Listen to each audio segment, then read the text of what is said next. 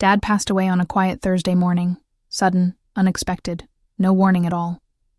One moment he was sitting in his favorite chair reading the paper, and the next, he was gone. A heart attack, they said. Just like that, our world shifted. The house felt colder, emptier, like the air itself knew he wasn't coming back. The week that followed moved in a blur. Phone calls, paperwork, endless condolences, and an aching silence that wrapped around everything I did. I kept myself busy with the arrangements, calling relatives, organizing the memorial, and trying to hold things together because someone had to. My sister Carolyn, of course, was nowhere to be found. Just short texts. Busy with the boys. We'll try to help later. Empty words that never turned into action. The memorial was set for Saturday at the funeral home. Small, respectful, exactly what Dad would have wanted. About 40 people came. Family, his business partners, old friends who looked older than I remembered. The chapel was warm and quiet, with flowers lining the front near Dad's framed photo, the one where he's smiling faintly like he's trying to hide it. I sat in the front beside Thomas, Dad's best friend for decades, and his wife. We'd barely settled when Carolyn arrived, 15 minutes late, sweeping in with her husband Brian and their 2 teenage sons as if she were the guest of honor. She moved past the mourners without so much as a nod of apology, her perfume sharp and heavy in the still air. The service began. The funeral director spoke first, his tone formal and practiced. Thomas gave a beautiful eulogy that made nearly everyone cry. He talked about Dad's honesty, his humor, and his ability to make people feel like they mattered. Then Dad's business partner stood up and said a few words about his loyalty, his work ethic, his calm leadership. I'd prepared something too, but my hands were trembling, and I wasn't sure my voice would hold if I tried. I finally stood, heart pounding. And that's when Carolyn's older son, Derek, shot up from his seat. "Before we go on," he said loudly, voice carrying across the chapel, "there's something everyone needs to know." The room stilled. Even the funeral director looked startled. "Son," he said gently, "this isn't really... My mom says Aunt Sarah stole Grandpa's fortune." The air changed. The quiet shattered into whispers and gasps. My breath caught in my throat. I stared at Derek, then at Carolyn, who sat perfectly composed, not shocked, not panicked. Her face was arranged in a look of sad reluctance, like this was a truth she didn't want revealed but had no choice but to share. "Derek, sit down," I said softly. "No," he said louder now, looking straight at me. "Everyone should know what you did. Mom said you had access to Grandpa's vault and you took everything. The money, the jewelry, all of it." People were murmuring, shifting in their seats. Thomas started to rise, his face dark. "This is highly inappropriate." And then the chapel doors opened. 2 uniformed police officers stepped inside. The entire room froze. Someone audibly gasped. Heads turned toward them, then to me. Carolyn stood, clutching her tissue like an actress in a courtroom drama. "Officers," she said breathlessly, "thank you for coming. I know this is unusual timing, but I didn't have a choice. My father just passed and my sister has stolen his entire estate." The older officer, a woman with her gray hair pulled tightly back, looked uncomfortable. "Ma'am, we're here because you filed a theft report." "But perhaps this isn't the best." "I wanted you to see this," Carolyn interrupted. "To witness it, so everyone knows what she's done. My father trusted her, gave her the key to the family vault, and she betrayed him." She turned toward the crowd of mourners, her voice trembling just enough to sound sincere.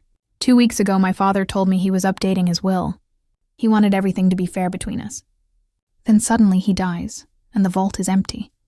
Completely empty. Sarah was the only other one with access. The younger officer began jotting notes. "Ma'am, maybe we should speak outside." "No, everyone deserves to know. These people are here to honor my father. They should know his daughter stole from him before he was even buried." Brian nodded beside her, his jaw tight. Derek stood tall like a soldier beside his mother, while their younger son, Marcus, stared at the floor. I sat there, calm, hands folded. Let her perform. She'd always been dramatic, but this was something else. A rehearsed monologue, voice trembling just enough to sound genuine, eyes glistening on cue. Then, quietly, I reached down and lifted my laptop bag from beneath my chair. Carolyn's gaze flicked toward me, a flash of uncertainty crossing her perfect composure. I stood, walked to the front, and set the laptop beside Dad's photo. "Officers," I said, my voice steady. "My sister is correct that our father had a vault. It's in the basement of the family home, built by our grandfather 60 years ago. Walk-in safe, climate-controlled. Inside were documents, jewelry, and around $200,000 in bearer bonds. She stole them," Carolyn snapped. "The vault also has security cameras," I continued, "installed 3 years ago when Dad upgraded the system. The footage records to a cloud server." I turned the screen toward the room. "This is from last Sunday at 3 a.m. I pressed play. The video appeared clear and sharp, time-stamped in the corner.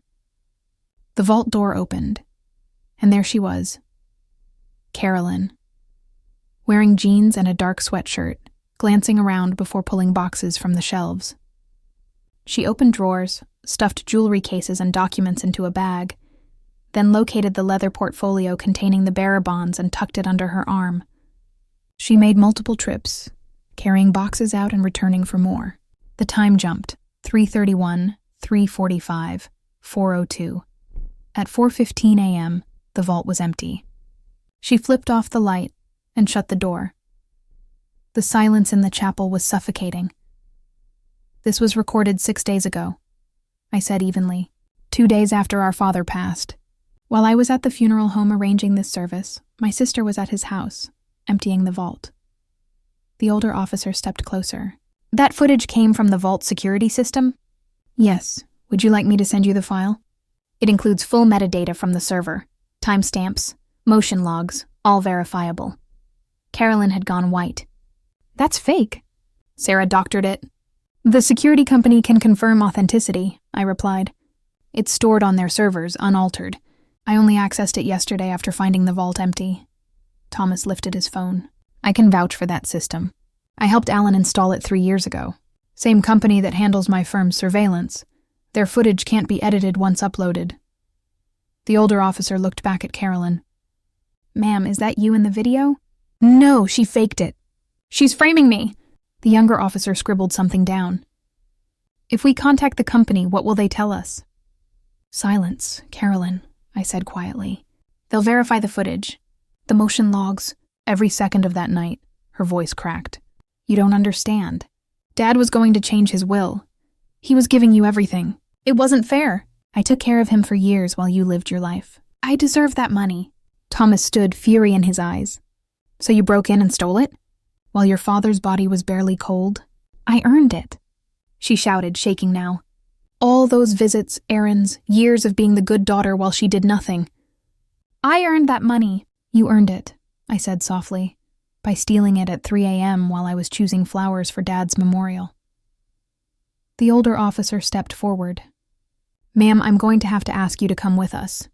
We need to discuss this theft." Carolyn backed away. "I'm not going anywhere.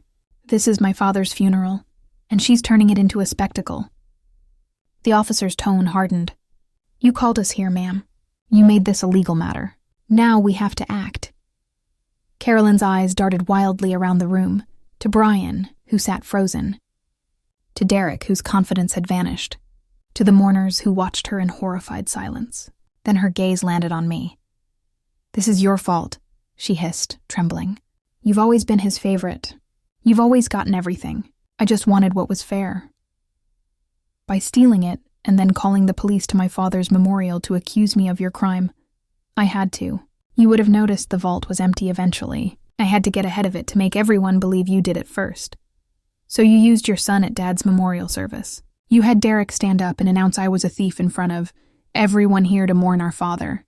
The funeral director had tears on his face, not from grief now, but from anger. You need to leave, all of you. This service is over." "No," Thomas said, standing. "Caroline needs to leave with the officers. The rest of us are here to honor Alan." "That continues." The younger officer took Caroline's arm. "Ma'am, let's go outside. I'm not leaving my father's memorial." "You destroyed your father's memorial," I said, "the moment you decided to use it as a stage for your performance." Brian gathered the boys and followed the officers and Carolyn out. Derek looked back at Meance, his face stricken. He'd been used just like everyone else in that chapel. After they left, the funeral director looked at me. "Would you like to postpone? Continue another day?" "No." I looked at Dad's photo. "He deserves to be remembered properly." "Not for this," Thomas nodded. "Then let's continue." The service resumed. I gave my eulogy. Others shared memories. We tried to claim the space Caroline had violated with her accusation and performance. But the damage was done. Instead of focusing solely on Dad, everyone was thinking about what they'd witnessed. The accusation, the police, the video. Caroline had gotten what she wanted in one sense. She'd made herself the center of attention, just not the way she planned. After the service, people approached me quietly, apologizing, expressing shock, asking if I was okay. Thomas stayed until everyone else had left. Alan told me he was worried about Carolyn as she'd been asking about money, pushing him to update his will with her as the primary beneficiary. He never mentioned it to me. He didn't want to put you in the middle, but he was changing things, making sure everything was split fairly with protections in place. I think Caroline found out when he died suddenly. She saw an opportunity. So she emptied the vault before the will could be read and then orchestrated this whole scene to preemptively accuse you. If everyone believed you were the thief, no one would suspect her. She called the police to her own father's memorial service. She's desperate, entitled. She convinced herself she deserved that money and nothing else mattered. Not her father's memory, not the sanctity of his memorial, not the truth. I looked at Dad's photo still sitting on the table next to my laptop.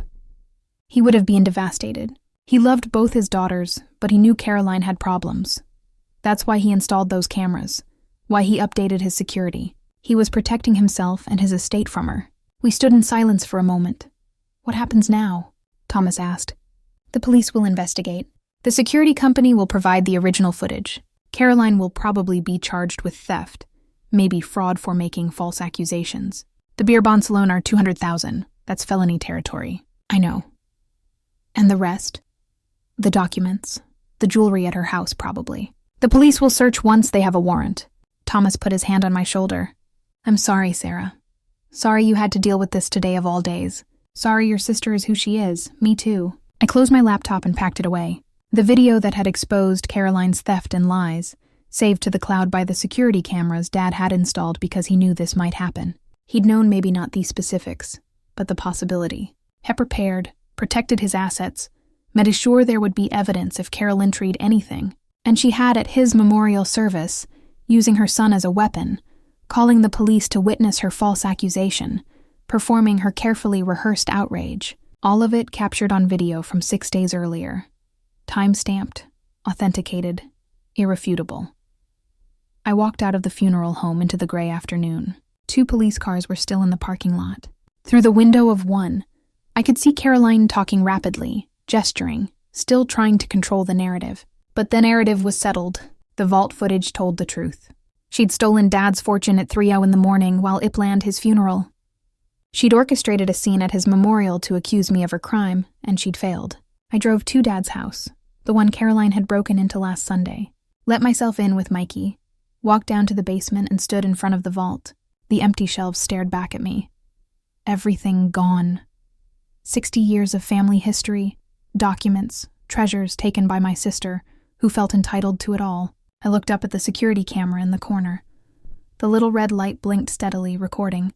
"Thank you, Dad," I said to the empty room, "for knowing this might happen, for being prepared." The camera kept recording just like it had on Sunday at 3:00 in the morning, just like it would keep recording until everything was returned. Justice moved slowly, but it moved, and Caroline had made sure everyone witnessed her crime. She just didn't realize the evidence would be on my side instead of hers. The vault would be full again eventually after the police recovered everything after the investigation concluded. But the memorial service, Dad's final ceremony, that moment of collective grief and remembrance could never be reclaimed. Caroline has stolen that too. And unlike the bearer bonds, the theft could never be returned.